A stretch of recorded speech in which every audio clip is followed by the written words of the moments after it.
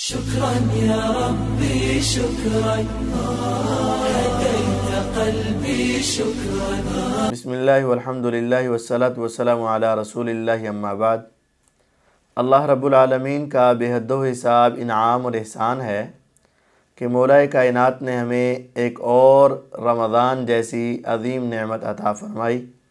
अल्लाह रब्बुल आलमीन हमें इसकी कदर करने और इसके अंदर अपने अमाल की इस्लाह करने की तौफ़ीक़ अता फ़रमाए। बहुत सारे भाइयों ने रमज़ान के हवाले से सवाल किए होते हैं, तो आज की मजलिस में इंशाअल्लाहुल अज़ीज़ हम उन सवालों के जवाब इंतहाई इख्तिसार के साथ देंगे ताकि थोड़े वक़्त में ज़्यादा सवालात समेट लिए जाएं। तो पहला सवाल ये है कि शयातीन और जिन्नात, हदीस में सुना है कि वो जकड़ लिए जाते हैं, तो अगर वो जकड़ लिए जाते हैं तो फिर वो गुनाह क्यों किए जा रहे हैं और लोग अपने गुनाहों पर क्यों डटे हैं, और ये रोज़े भी नहीं रखे जा रहे, गुनाह भी हो रहे हैं, झूठ भी बोले जा रहे हैं। ये सवाल, इसका जवाब हकीकत ये है कि अल्लाह के नबी अलैहिस्सलातु वस्सलाम की जो हदीस है उस पर गौर करें। इदा दखल रमज़ान फुतिहत अबवाबुस्समा, जब रमज़ान आता है तो आसमान के दरवाज़े खोल दिए जाते। वगुल्लिकत अबवाब जहन्नम, और जहन्नम के सारे दरवाज़े बंद कर दिए जाते। वसुलसिलतिश शयातीन व मरदतुल जिन, और शयातीन और सरकश जिन्नात को जकड़ दिया जाता है। हकीकत है, लेकिन इब्लीस जो शैतान, जिसको बड़ा शैतान कहा जाता है, वो नहीं जकड़ा जाता। इसके कई दलाइल हैं। उसकी एक दलील ये है कि कुरान मजीद में जहाँ जहाँ ये शैतान का वाक़या है वहाँ ये तफसील भी है कि उसने कहा था, ऐ अल्लाह मुझे मोहलत अता फ़रमा। तो अल्लाह ताला ने उसको क़यामत तक की मोहलत दी है।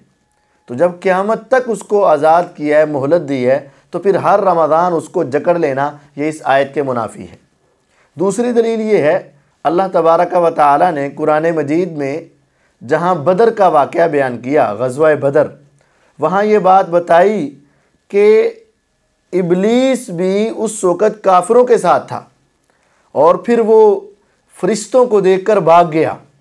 फ़क़ाल इन्नी अरा मा ला तरौन इन्नी अख़ाफ़ुल्लाह, कहने लगा मुझे तो वो नज़र आ रहे हैं जो तुम्हें नज़र नहीं आ रहे, मैं तो उनको देख रहा हूँ जो तुम्हें नहीं नज़र आ रहे। तो यहाँ से भी पता चला कि वो जिन जो है, वो शैतान जो है, इब्लीस जो है, वो नहीं जकड़ा जाता, क्योंकि रमज़ान की 17 तारीख को ग़ज़वा बदर बर्पा हुआ था। तो अगर वो रमज़ान में इब्लीस जकड़ा जाता तो फिर वो ग़ज़वा बदर में कैसे आ गया।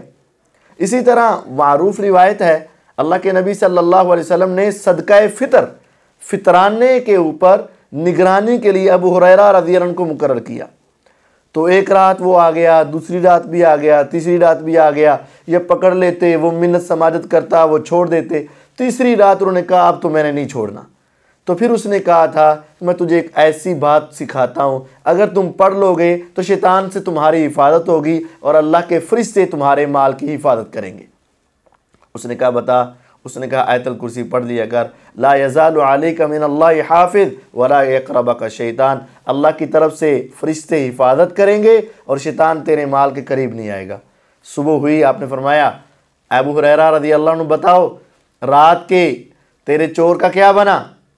कहने लगे जी वो आया था, ऐसे ऐसे कहा था, उसने मुझे इल्म की बात बताई, मैंने उसको छोड़ दिया।